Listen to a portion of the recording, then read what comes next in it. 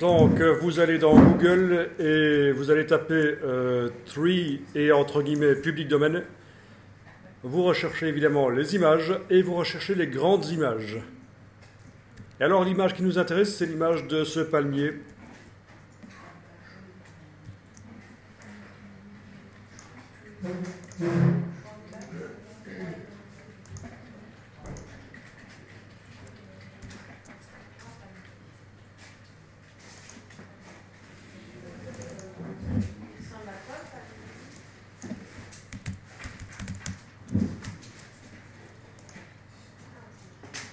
Donc c'est cette image-ci qui sera certainement dans les premiers résultats lorsque vous tapez ceci, que vous recherchez des images de grande taille.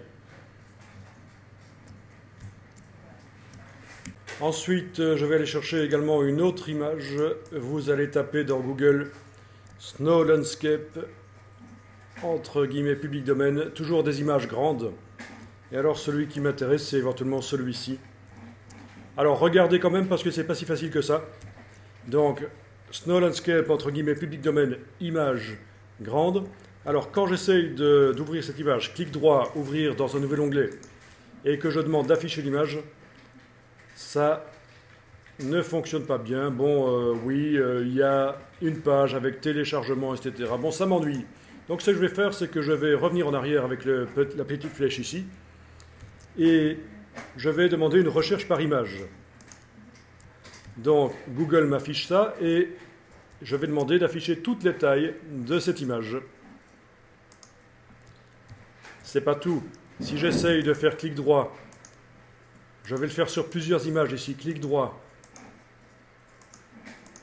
Voilà, d'accord? Et je vais sur chacun des onglets, vous voyez? Je vais tester celui-là. Foireux. Celui-là, foireux. Celui-là, foireux. Celui-là, foireux. Je continue, donc je reviens sur mon résultat, les résultats de recherche ici. Voilà, finalement, j'arrive à trouver un site qui me le propose directement. C'était la dernière ici. Et donc la taille est 2560 sur 1920, donc c'est parfait. C'est parfait. C'est peut-être un peu recadré, je ne sais pas, mais tiens, les proportions ne sont pas les mêmes. Les proportions de la montagne là, à l'arrière ou de l'iceberg ou je ne sais quoi ne sont pas les mêmes, mais c'est pas très grave. Voilà, donc finalement, j'arrive à avoir cette image avec une très bonne qualité. D'accord? Clic droit, enregistrer image sous. Donc c'est pas toujours facile, mais il y a la technique que vous avez vue. Si vous voulez éviter de commencer à rentrer vos adresses mail dans les sites web qui vous proposent au téléchargement les images, etc. Parce que c'est ça que ça va faire. Hein.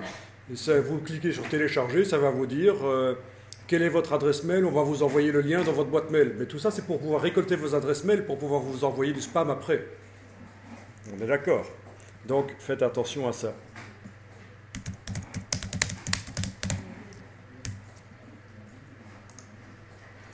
Bien, donc dans Photoshop, je vais ouvrir l'image du palmier.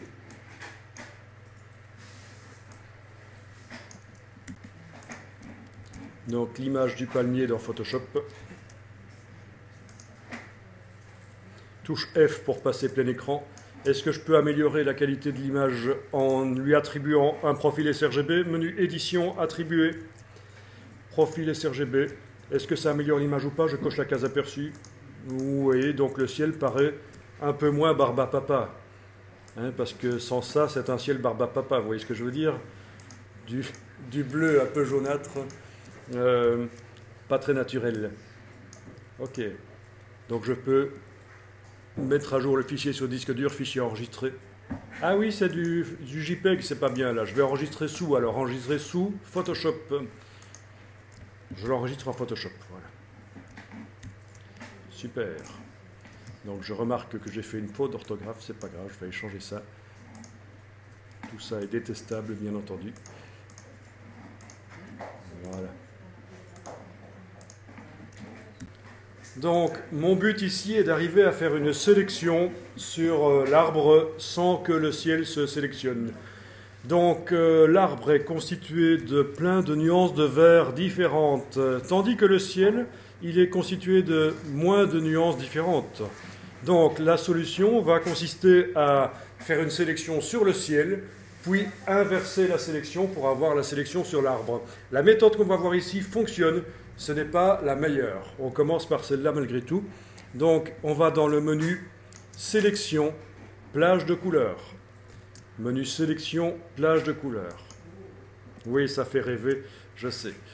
Ensuite, quand vous êtes dans plage de couleurs, vous avez une des pipettes ici qui est enclenchée déjà. Ne la désenclenchez pas comme ça, gardez-la enclenchée. Et avec cette pipette, vous allez cliquer sur le ciel n'importe où. Voilà. Ça vous montre une zone blanche ici. Donc, ça vous montre ce qui sera sélectionné. Alors, ne cliquez pas avec la pipette comme ceci dans cette petite boîte. C'est la même chose que l'image derrière, sauf que c'est plus pourri. C'est davantage pourri, donc on ne va pas commencer à cliquer à cet endroit-là. Même si techniquement ça marche. On clique dans le ciel derrière et on regarde ce que ça donne. Donc ce qui est blanc indique ce qui sera sélectionné, ce qui est noir indique ce qui ne sera pas sélectionné, et ce qui est gris indique ce qui sera à moitié sélectionné. En fait, le degré de sélection dépend du degré de gris. C'est logique. Bon, une fois que j'ai cliqué sur le ciel, je vais prendre la pipette plus. Il ne faut jamais commencer directement par la pipette plus, ça va foirer. Il faut toujours commencer au moins une fois, cliquer avec la pipette normale. Puis je prends la pipette plus et je vais ajouter des nuances. Donc je vais voyager sur le ciel comme ça. Attention, ne débordez pas sur le palmier. Parce que si je déborde sur le palmier, ça va être foireux. Voilà ce qui se passe. Le palmier est sélectionné aussi. Qu'est-ce que je fais dans ce cas-là? J'ai foiré. Ben, je vais réinitialiser la boîte, on a vu ça. Touche Alt, le bouton annulé se transforme en réinitialiser et je clique. Puis je recommence avec la pipette de gauche sur le ciel. Puis la pipette plus. Alors la pipette moins, on va éviter d'utiliser, ça ne fonctionne pas très bien.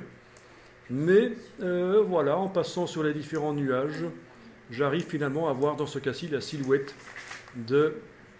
du palmier. Alors vous avez la tolérance. La tolérance. Ah oui, vous pouvez éventuellement passer en prévisualisation ici. Ce serait pas mal ça, plutôt que d'avoir la petite image ici. Passer en prévisualisation, niveau de gris. Comme ça, vous allez pouvoir apprécier la sélection que vous êtes en train de mettre au point. La tolérance, donc c'est la tolérance aux différences de luminosité dans l'image, aux différences de couleurs aussi. Donc il faut avoir le palmier qui soit le plus noir possible sur le fond le plus blanc possible. Mais donc c'est le ciel en fait qu'on sélectionne ici, on est d'accord. Mais il faut qu'il y ait du détail, il ne faut pas que ce soit trop pixelisé. Donc d'accord, il faut qu'il y ait du détail. Donc c'est vraiment du cas par cas. Ok. Voilà. Bon.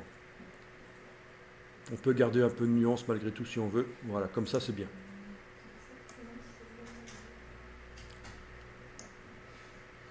Bien, bien, bien.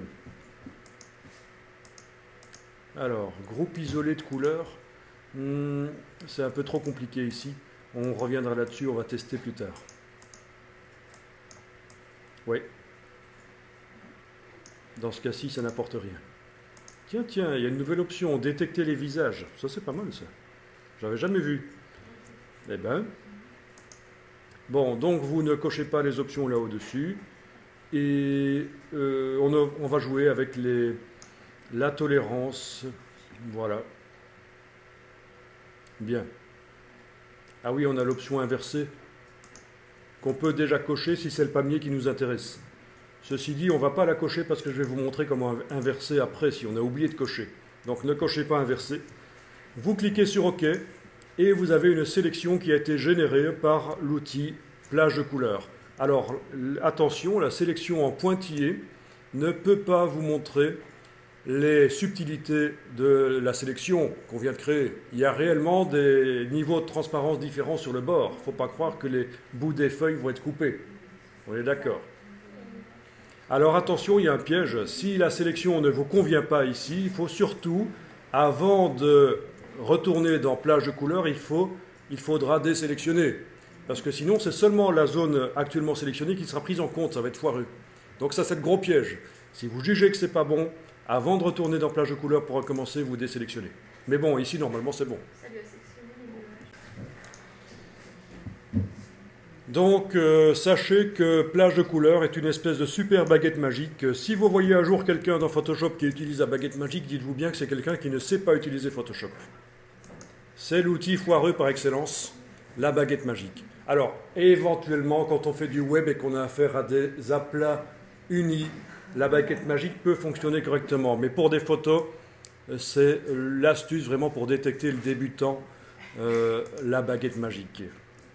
D'autant plus que bon, il y a mieux, quoi. Il y a la plage de couleurs, les plages de couleurs, il y a l'outil de sélection rapide qui peut être intéressant aussi, mais il faut savoir l'utiliser intelligemment.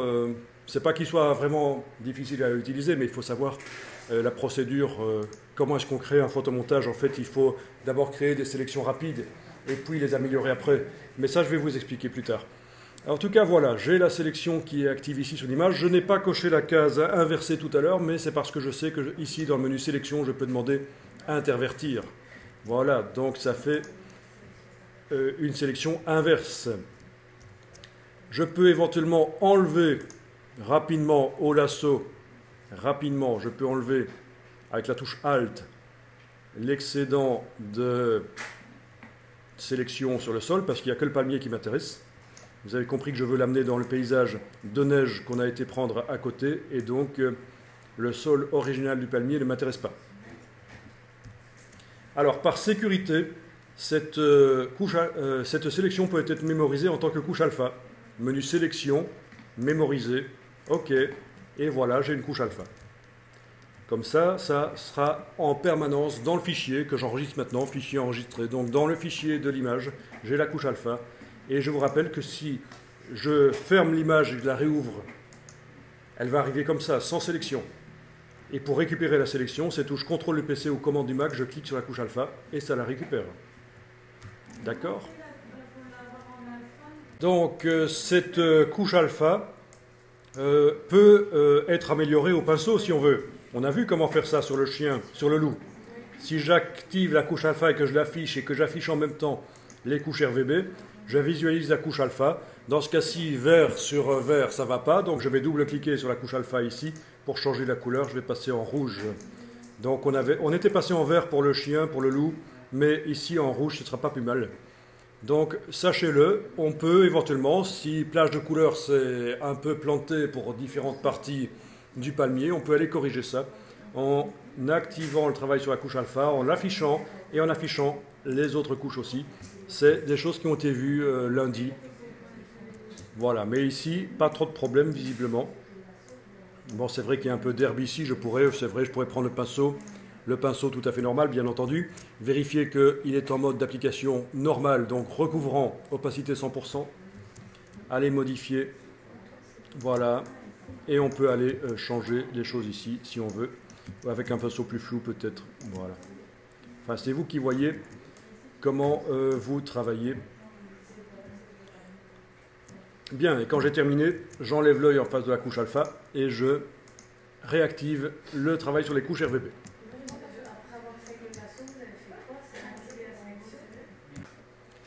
Donc, je viens précédemment d'activer la couche alpha et d'afficher les couches et j'ai retravaillé au pinceau. Alors attention, le piège c'est ceci, il ne faut absolument pas de sélection active quand je suis en train de modifier la couche alpha. Ça voudrait dire que je ne peux modifier que ce qui est sélectionné. Donc, je ne peux pas les dessiner en blanc ou en noir en dehors de la zone sélectionnée. Donc ça, c'est le piège habituel. Attention à ça, quand on modifie une couche alpha, ne pas avoir de sélection active, ça ne sert à rien. À moins que vous ayez une très bonne raison de le faire, c'est le piège habituel, c'est l'oubli. Donc, une fois que c'est retouché, donc j'enlève l'œil, je réactive le travail sur l'image et elle est prête à être utilisée. Donc, je récupère la sélection avec la touche commande, clique sur la couche alpha, c'est sur un Mac, touche commande, et sur PC, c'est touche contrôle, clique sur la couche alpha. Je travaille bien sur les couches de l'image ici. Alors, précédemment, pour le chien, pour le loup, on avait vu que je dois déverrouiller le calque et transformer la sélection en masque de fusion. Mais dans le cas d'objets complexes comme ceci, il vaut mieux pas le faire parce que nous allons appliquer un certain type de fonctions de Photoshop une fois qu'il aura été amené dans l'autre décor et ça ne marche pas s'il y a un masque de fusion. Donc vous ne faites pas de masque de fusion exceptionnellement, vu que c'est une sélection sur un objet à bord complexe, vous ne faites pas de masque de fusion dans ce cas-ci. Alors, je passe en mode fenêtre et je vais aller ouvrir l'autre image dans laquelle je vais déplacer ce palmier. Donc, le palmier, je le déplace avec l'outil de déplacement de pixels. Voilà, là-dedans, voilà.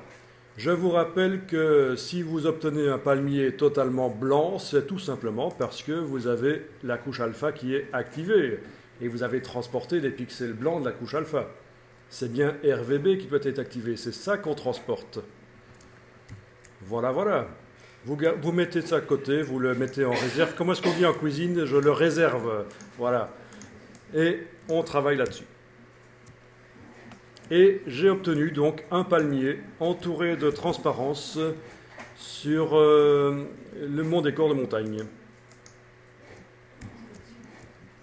Bien, donc je peux le déplacer, je peux le transformer. Je vous rappelle que tant que c'est pour l'agrandir, pas de problème, mais si c'est pour le rétrécir, c'est foireux.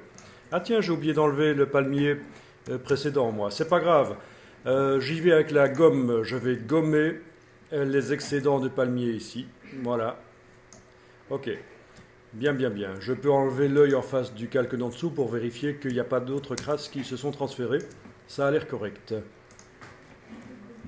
Je vais enregistrer le fichier ici, enregistrer sous et au format Photoshop parce que quand je l'ai ouvert, il était au format JPEG, le paysage de neige. Ici, c'est au format PSD, donc puisqu'il y a des calques. Voilà. Donc, je vous rappelle que nous avons amené le palmier sans masque de fusion parce que nous allions mettre une fonctionnalité de Photoshop dessus et qu'elle ne fonctionne pas bien s'il y a un masque de fusion. Alors, quelle est cette fonctionnalité? C'est une fonctionnalité qui me permet de modifier le bord. Si vous zoomez sur le bord du palmier, vous allez remarquer qu'il y a un halo autour. Il y a des choses bizarres. D'accord? C'est pas très naturel. Eh bien, nous allons essayer de régler le problème. Alors, c'est simple. Si votre palmier était à l'origine sur un fond clair, il faudrait aller dans le menu calque, en bas ici, demander de retirer le cache blanc. Mais ici, c'est pas génial. J'annule.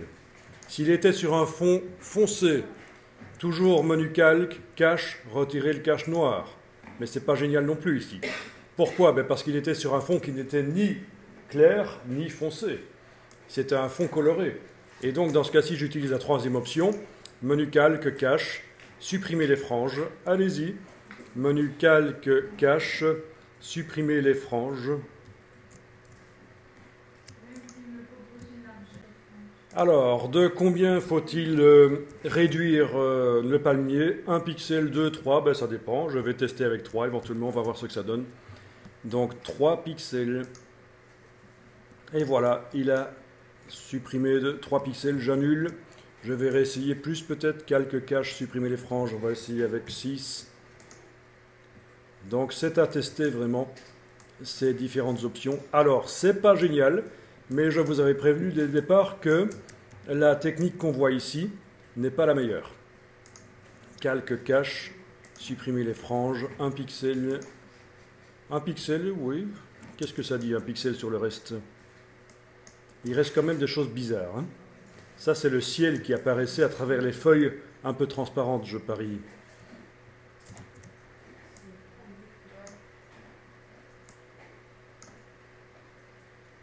C'est ça, il y a de la transparence en fait. Hein. Ou des reflets, mais on ne sait pas trop. Mais en tout cas, les feuilles ne sont pas super nettes. Elles se mélangent avec le ciel. C'est peut-être à cause des mouvements aussi du vent, je ne sais pas. Mais voilà, donc le résultat est relativement valable. Bien entendu, pour améliorer les choses, je peux mettre des calques de réglage qui vont aller modifier l'intensité lumineuse. En cochant ceci, ça n'agira que sur le palmier. C'est la technique habituelle, donc pour essayer d'améliorer les choses. Et n'hésitez pas à mettre plusieurs points et bouger et tester pour voir ce que ça donne. Voilà. Puis, autre calque de réglage au-dessus du calque d'arrière-plan, mais cette fois-ci, est-ce que je coche ou pas créer un masque d'écrêtage? Pas d'importance, puisque c'est le seul calque qui se trouve en dessous. Ce sera de toute façon le seul calque modifié par ce réglage ici. Voilà, et vous testez. Voilà, et à un certain moment, ça pourrait éventuellement devenir plus réaliste que ça. Au niveau cohérence, le palmier est fort sombre ici. Si j'assombris le décor, c'est pas plus mal. Et le palmier, si je modifie, que je lui enlève des contrastes, je les fais arriver tous les deux, le décor et le palmier, dans le même monde au niveau de l'ambiance lumineuse. Ce qui n'est pas évident, il n'y a pas de règle vraiment, c'est du feeling, d'où l'importance d'avoir un écran valable pour bien visualiser. C'est pour ça que je vous ai proposé de calibrer vos écrans éventuellement avec une sonde colorimétrique. Voilà, donc je vais enregistrer ça sous un autre nom.